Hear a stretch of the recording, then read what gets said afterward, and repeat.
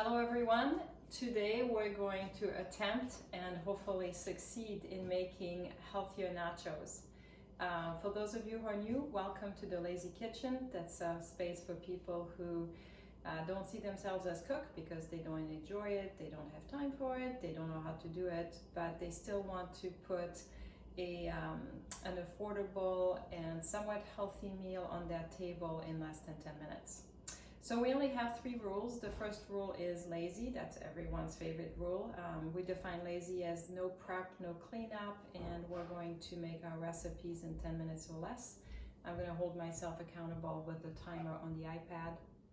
Second rule is thrifty. We want to make those recipes realistically as affordable as we can without losing too much of the nutritional value. Today is a little bit of a feat because we want to try to take comfort food and try to make it fit in our healthy pattern.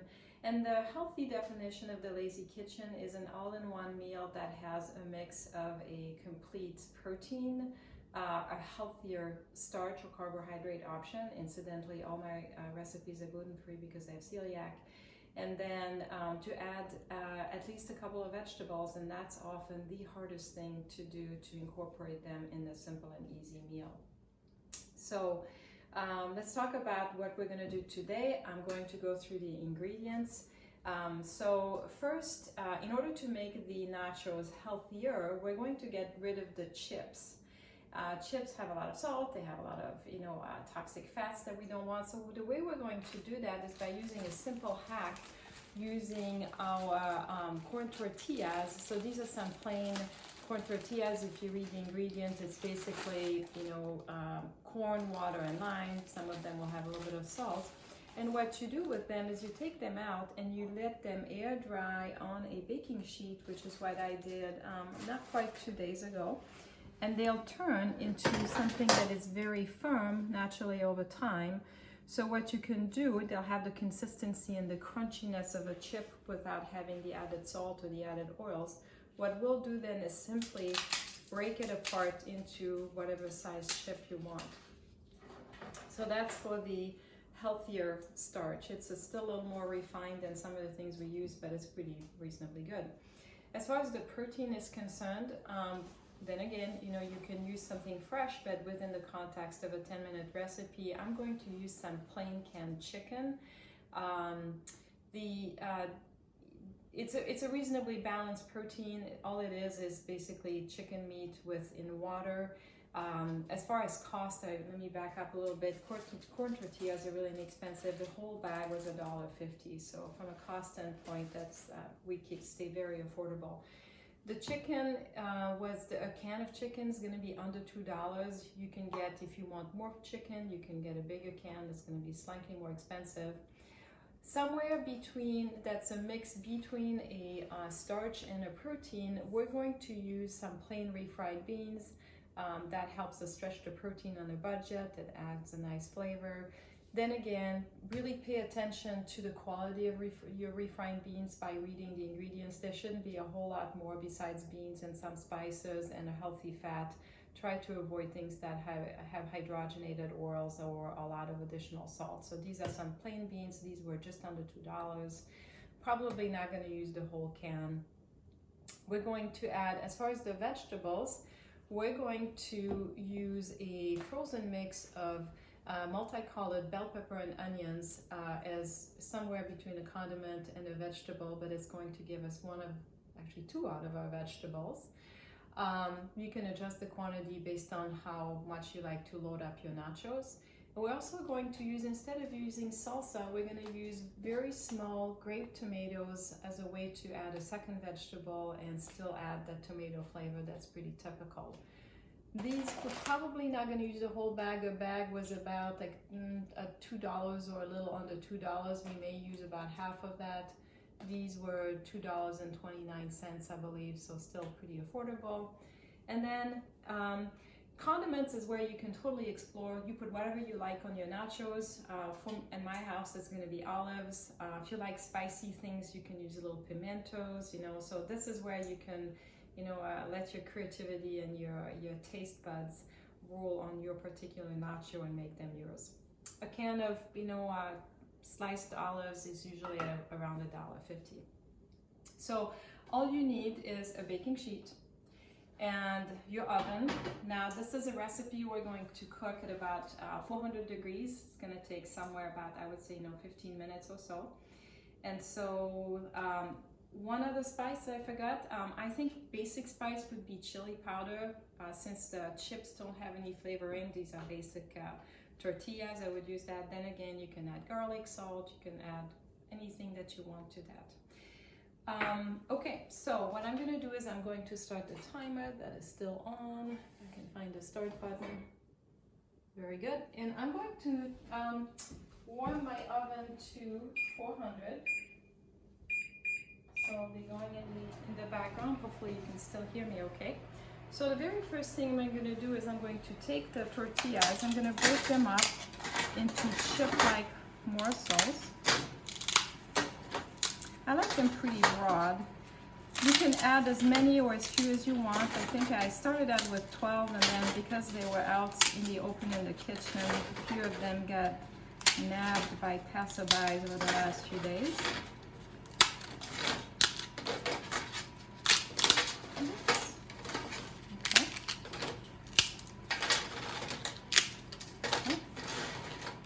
The next thing that I'm going to do is I'm going to put the chicken. Now, sogginess is the enemy of your nachos, and so everything that you're going to add, you want to make sure that it's well drained, otherwise it's going to turn into a very mushy, unpleasant, non-comfort food dish.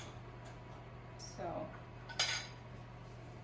what I'm going to do is I'm going to drain these guys. This is my catch-all.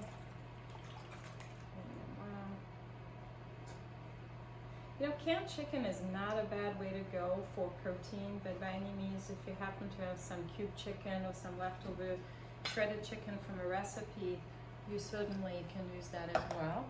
And so I'm going to sprinkle those somewhere over my nachos. Nachos is not an exact science.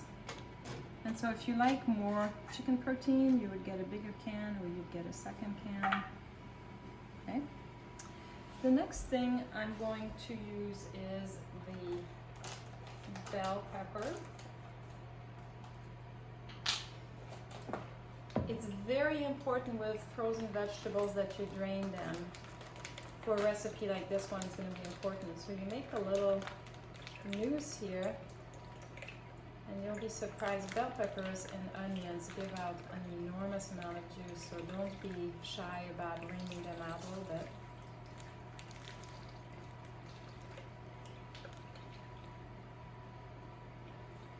Okay. So I'm going to grab, and this is our vegetables, and not only are they good for you, but those add a lot of color.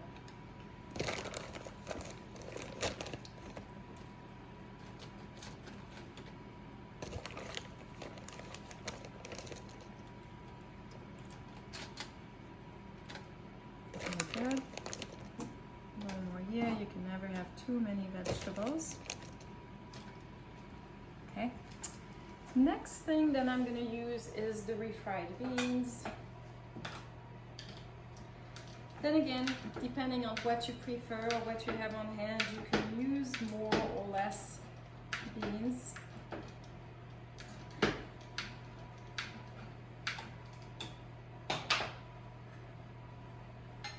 And the way I'm going to apply the beans is I'm going to take and kind of not drop a ton of things in one spot.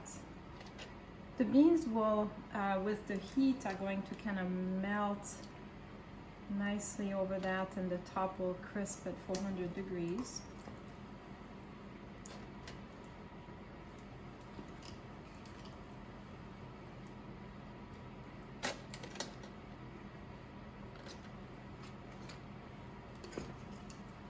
If you have hungry teenagers around the house, this is a great healthy filler on a budget, so you probably want to use more refried beans in that case.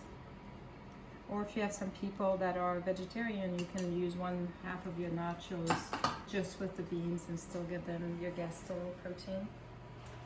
At this point, I would probably want to put my spices, and so I'm gonna add a little chili powder. You can put cumin, you can put paprika. If you like spicy stuff, you can put cayenne. Sky's the limit.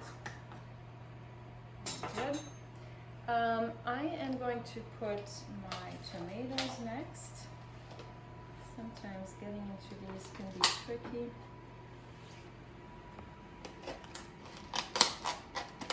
Probably a better way to do that.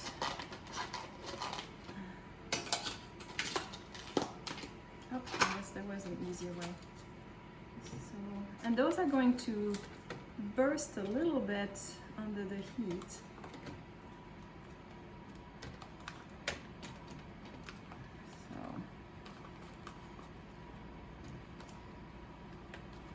And Super Bowl Sunday is only 2 weeks away as we record this, so there could be a use for this recipe in your future. And then I am going to add my olives. Same thing, you want to make sure that you drain this really well.